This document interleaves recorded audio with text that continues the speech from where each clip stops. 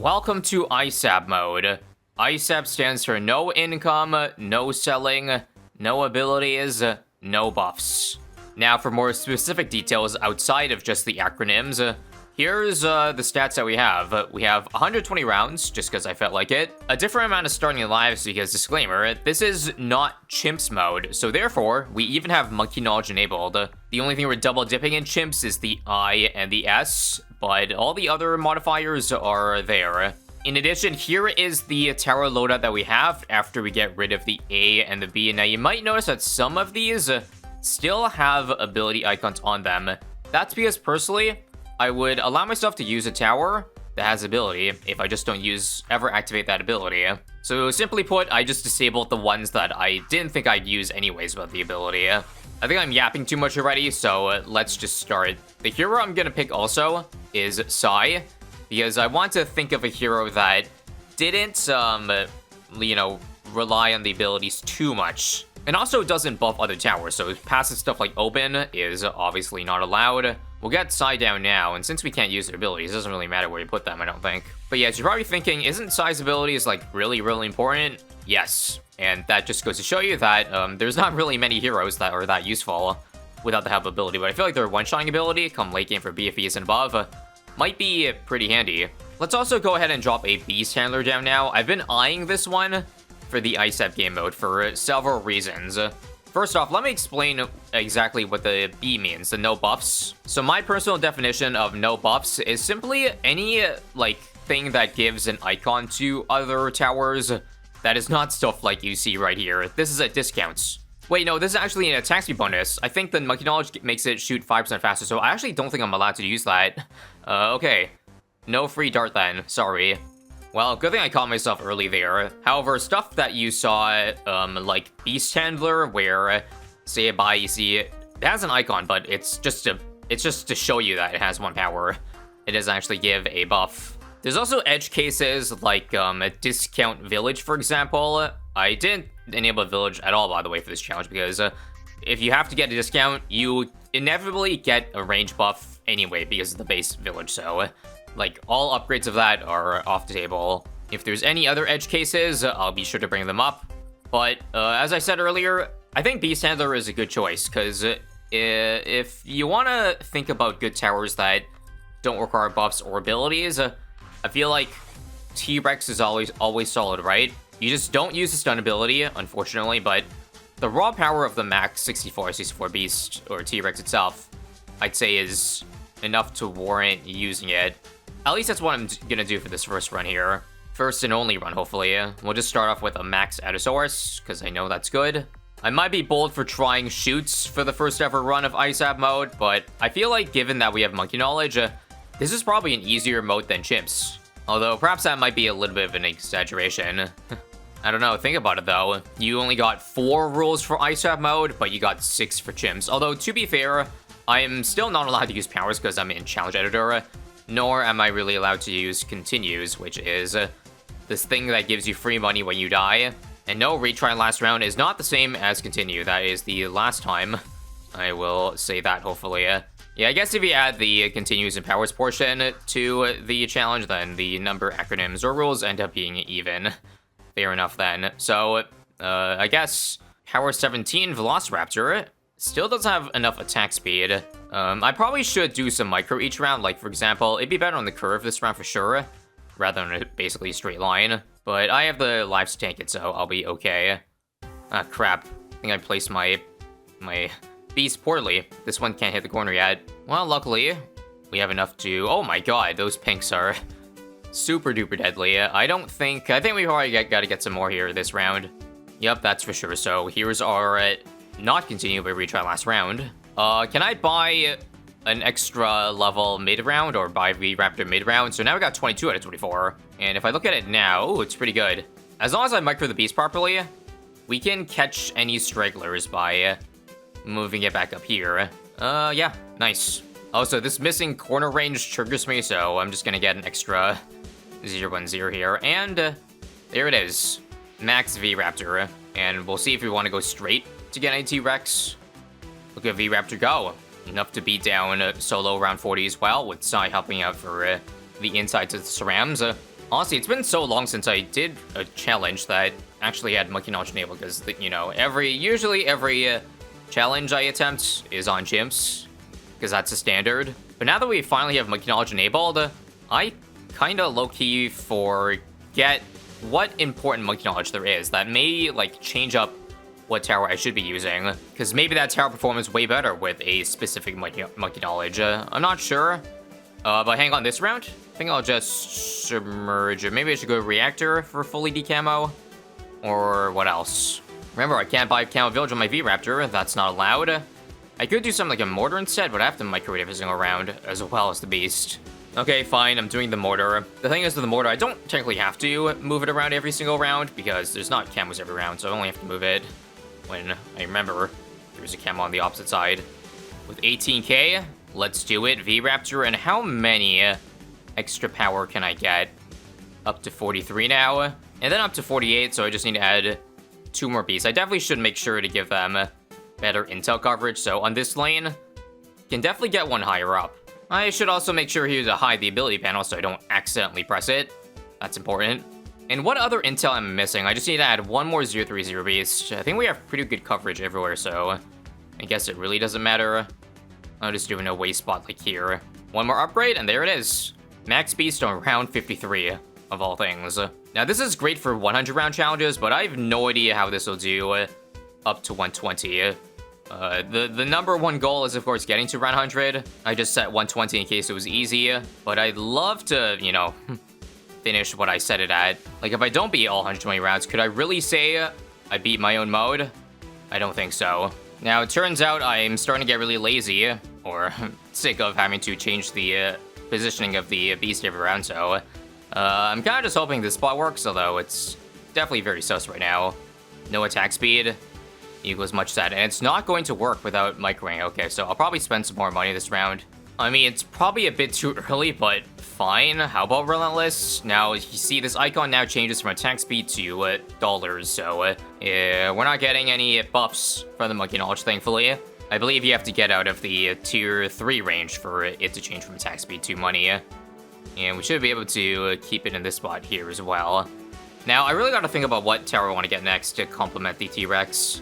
Because the fact that it needs support already on around the early 60s, I know without micro, but still, means I'm clearly not going to be okay come 90s. Giga would have been an interesting option, but it's probably too late to go back considering I spent money on tier 3s. I had to spend extra 30,000 if I want to buy the Giga.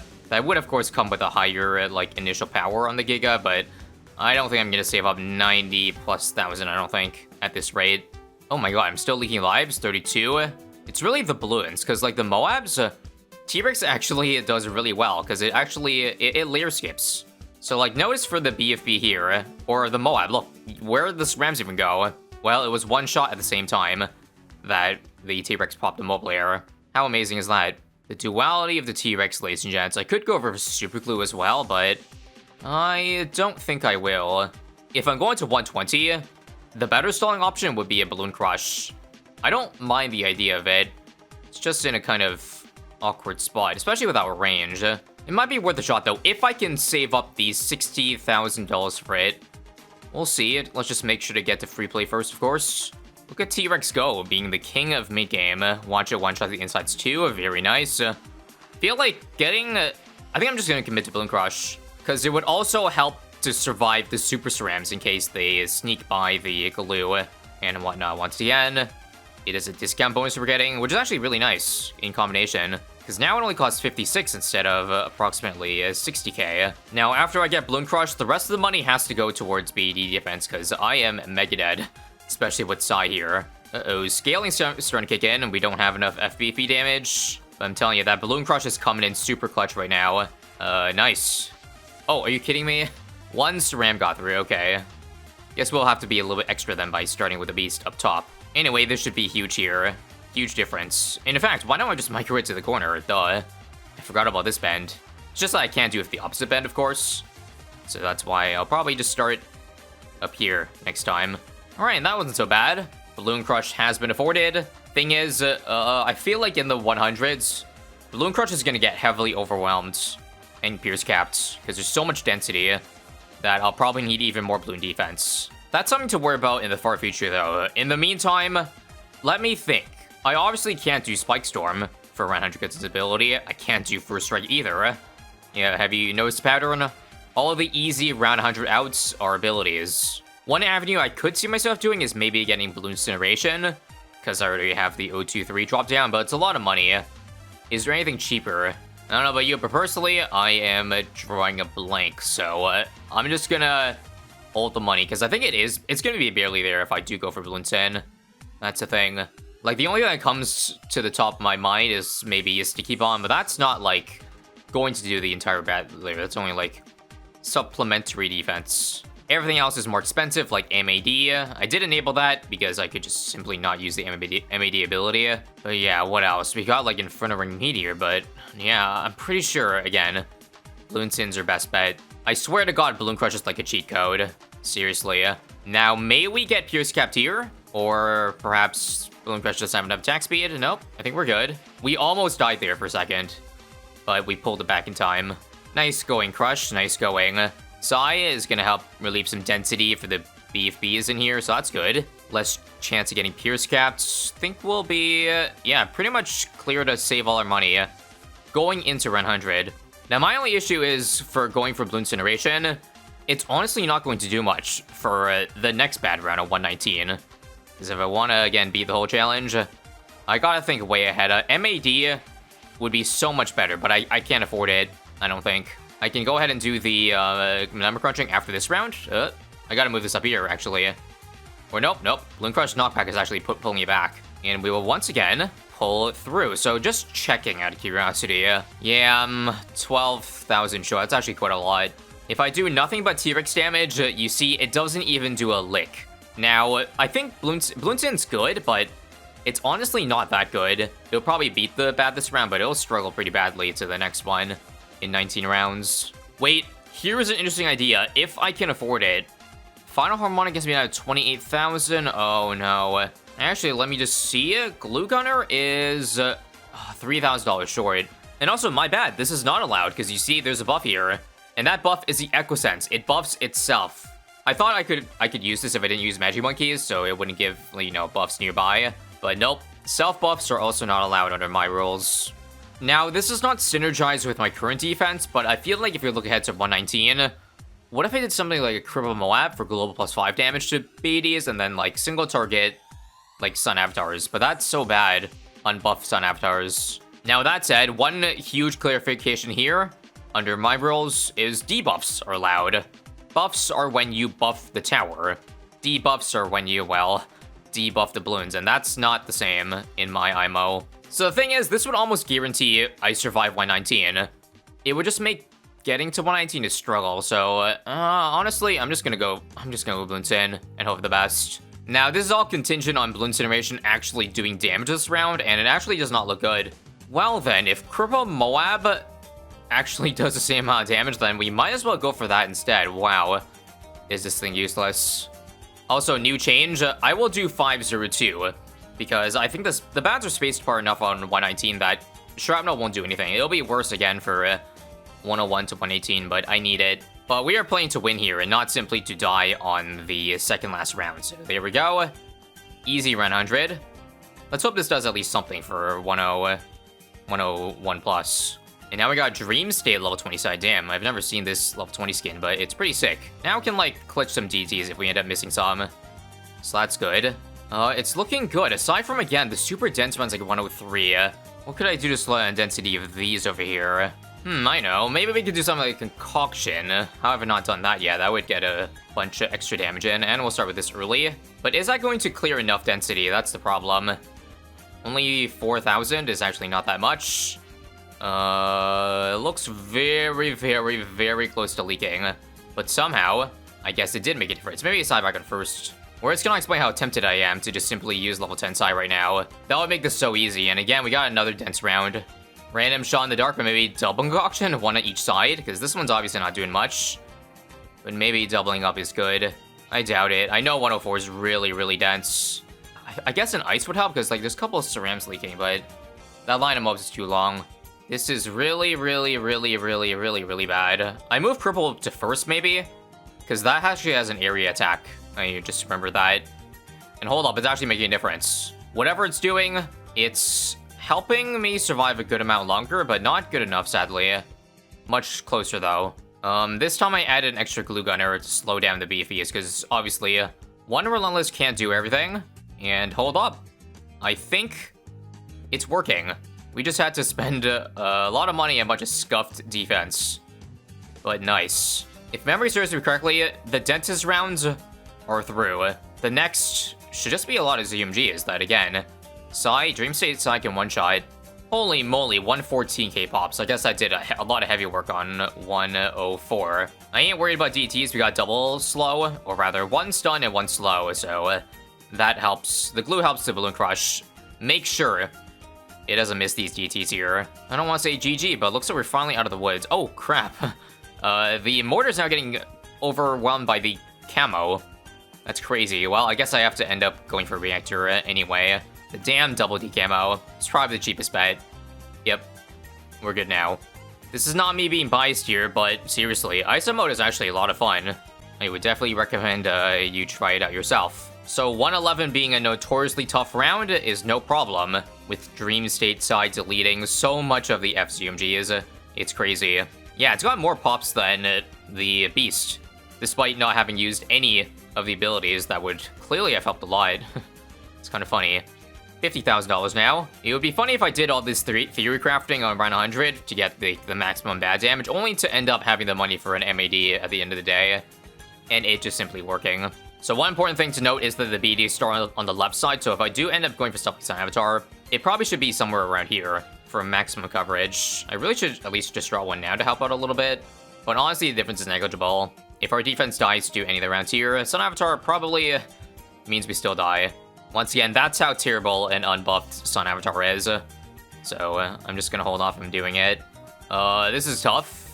I'm gonna have to retarget this if I see it go through, but nope. Balloon Crush again, pulling the balloons back to the Shadow Realm. Very nice.